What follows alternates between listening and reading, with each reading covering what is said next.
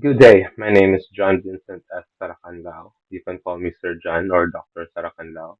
This is the first part of the book that will soon to be released. My publisher called and he said, yeah, around the second week of February or mid-February or end of February. So I'm really hoping that you will be able to purchase that book and as well as look into this videos, like and subscribe so that you have visual and auditory reinforcement on the process of the book. It helps. So, sampling and procedure. So, basically, a cake is still a cake, whether you eat just half of it or just a sample of it. So, what is important is when you get a sample from a population, it represents the population itself. However, there is a definiteness with a sample. It should not be less, but it doesn't necessarily to be more. So imagine a piece of cake and you took a bite. Is that small bite enough for you to be able to decide on the taste of the cake? How much of it? Is it enough for us to be able to make just and fair conclusion on our decision on just the piece we have? So there is a certain definiteness when we calculate the sample size. So we have two formula. We have Cochran's formula and we have n, the sample is equal to the population multiplied to the theta squared, wherein the theta squared is 1/16 of the highest value and the lowest value squared over population minus 1, error squared, z squared plus theta squared. So whereas n, the small n, is the number of samples, n is the population, E is standard error, Z is the value dependent on the level of significance, and theta squared is the square of the highest value minus the lowest value over 16. Note that solve for theta squared first, and be cautious of the detail, the value of Z if 0.05 or zero point zero 0.01. And in solving, always follow PEMDAS, parenthesis, multiplication, division, addition, and subtraction. That's very easy, I guess. So we have also a Slovin's formula. So n is the number of samples, and the big N is the total population, and E is margin or error margin or margin of error. So let's take a look at this example. Uh, where's that one? Here. So a researcher wants to compute a sample respondent for his study. His paper is about reading comprehension. His instruments are composed of 50-item multiple choice divided into 5 categories. There are other instruments that measures attitudes with 10 item and 10 item about parental support. The level of significance for statistical treatment is at 0.05 and the standard error at 1.5. The entire population where he wants to get the sample is around is 1683. What is the sample size? So using Cochran's formula, we can replace values in the formula with a given. So we have n, which is 1683. Our error is 1.5. Our z is 1.95 since our levels of significance is at 0.05. And our theta is, so we use 50 because it's a 50 item test. So the highest possible value is 50 and the lowest possible score is 0. So we'll just substitute that and we'll have this one. So a total of 228. I'm using the Excel to illustrate the calculation as well as the impact of these elements within the formula on how the sample can increase as well as the sample can decrease. So let's go through the formula, the calculations first. So we have this one is n times 2, n times theta squared. So we have n here, 168, and the theta squared is 156. And this is just a copy of B4, which is 1/16 of B6, which is our highest value, O minus B7, which is the lowest value, and squared over highest value less the lowest value. And we have here, so that's it.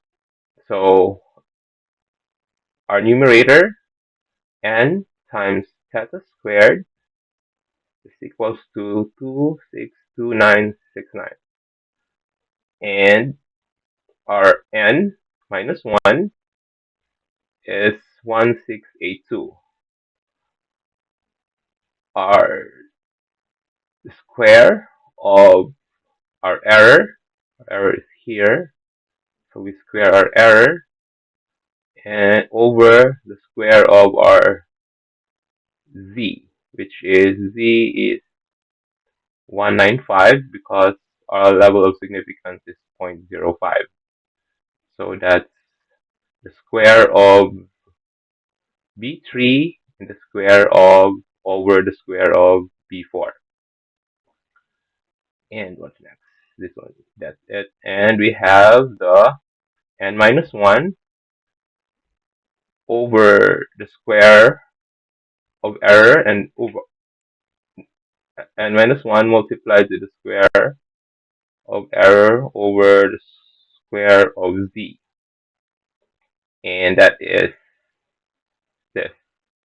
So B11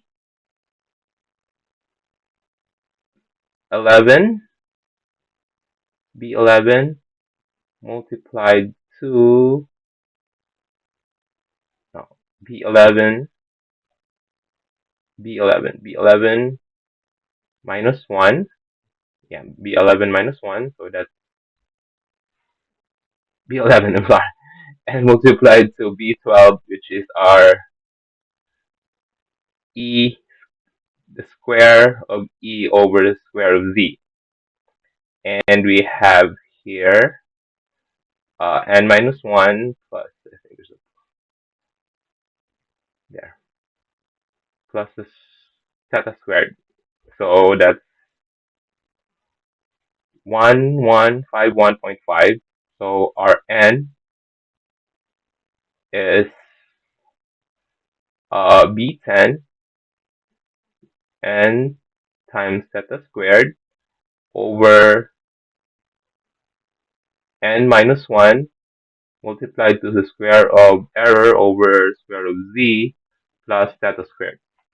So that is our value using Cochran.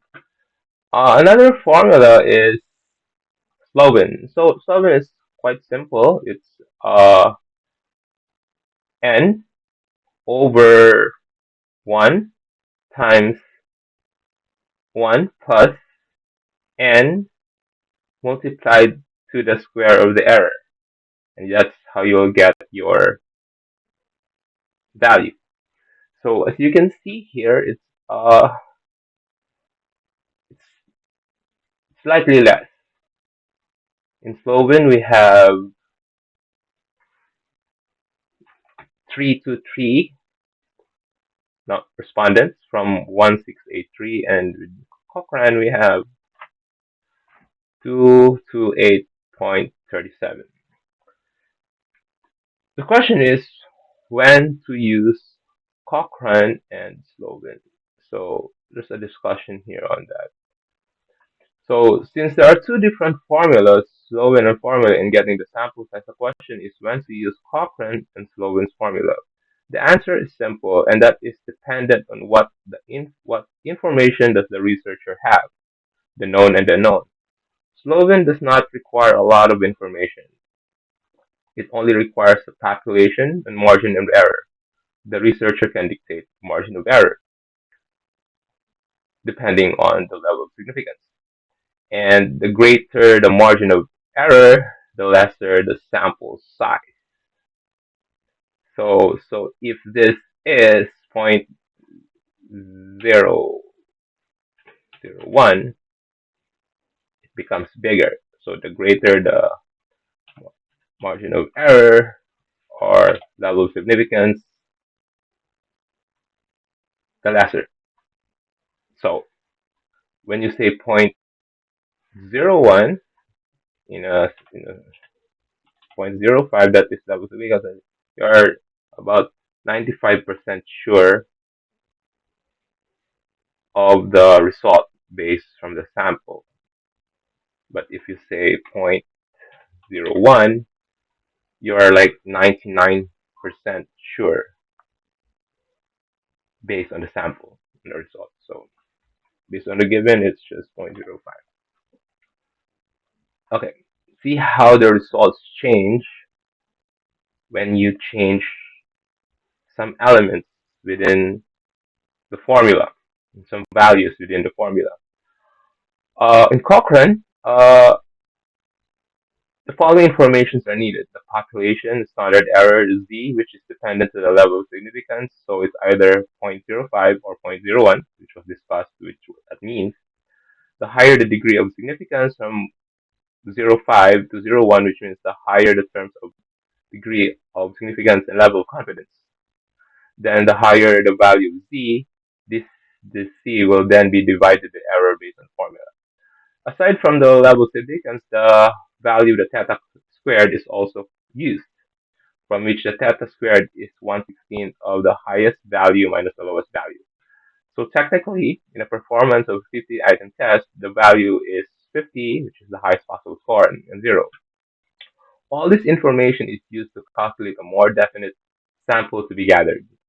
Cochran's formula is used and recommended for performance researches. However, it is if the research does not involve any form of performance, and then Slovin is it should be good, should be okay.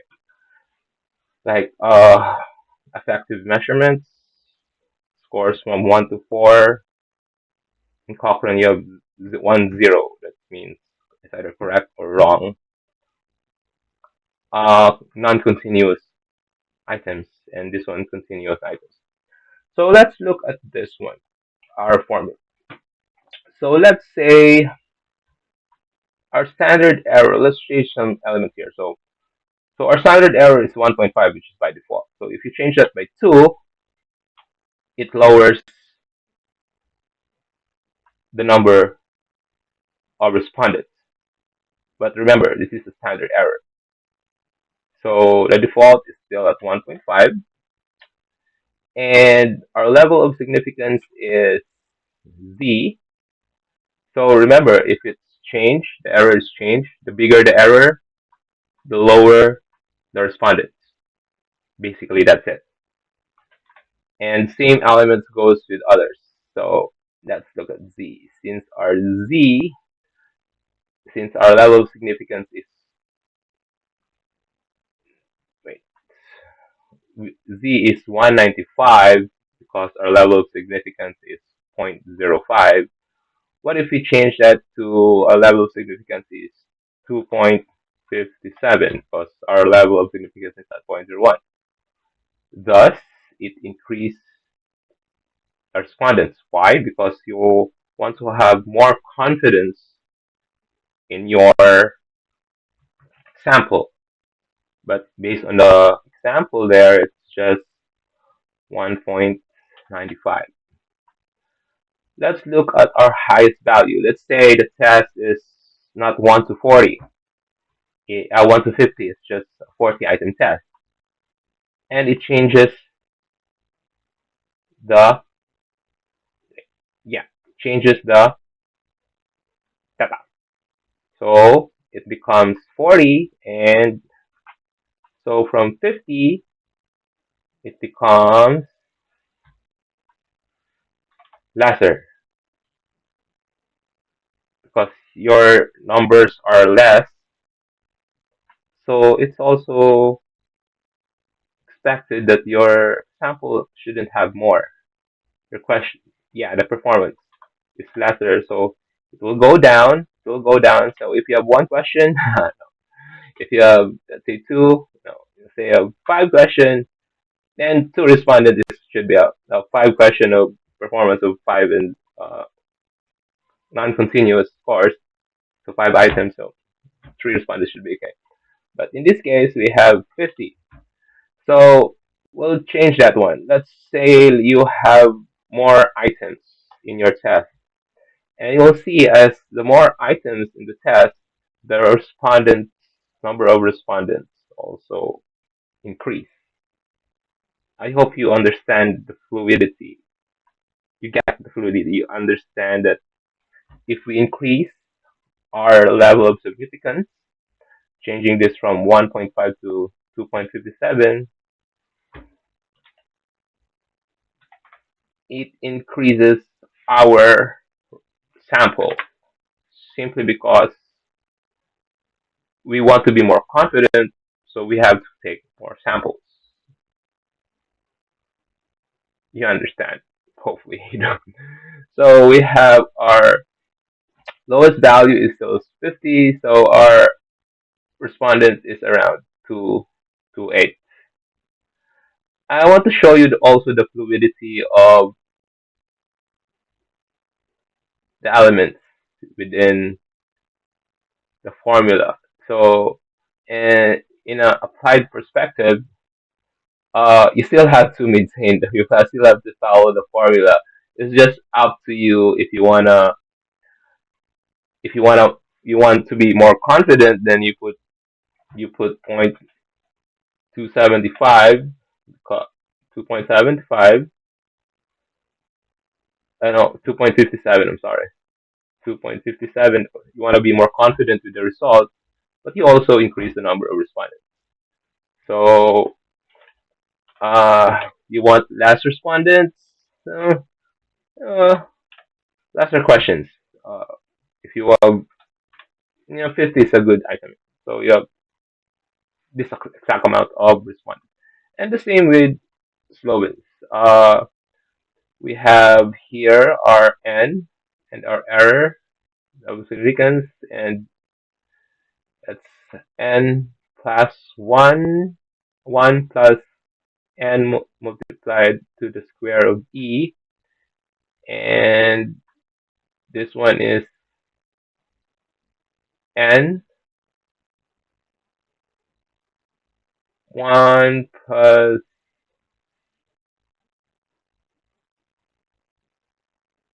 1 plus b20,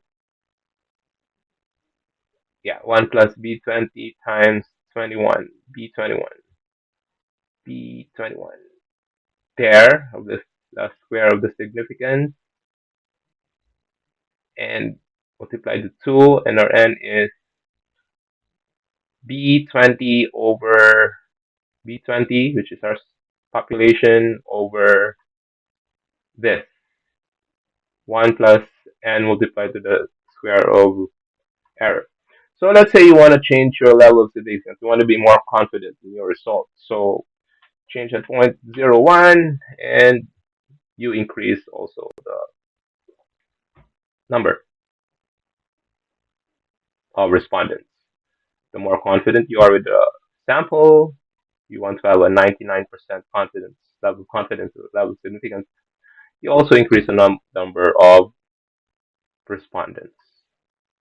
Yeah. So I hope you see the fluidity of the elements within the formula and how it affects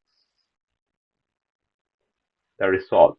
And it's this is good so that you will have a clear perspective on your target, what you can afford.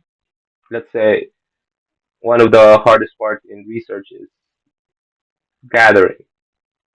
So you should be able to have a pre-estimate on what you can afford to gather and how much respondents you want to gather, considering the errors and the values you have and everything. So yes, that's our lesson for today on sampling and sampling procedure using Cochran and Slovin's formula. I hope you learned something, and please like and subscribe. You can. I will put the link for the book soon in the comment section. And if you have questions and you want to reach out to me and talk about research, it's okay. Just write your comment, then we'll figure out a way for us to be able to communicate. So that's it for today. I'll be adding another videos tomorrow or later if I'm not doing anything about yeah uh sampling, selecting sampling in unit sampling methods. So that's it. I hope you like, subscribe, tell your friends about this channel, and yeah, and purchase the book when it's ready. Okay. Thank you and have a great day.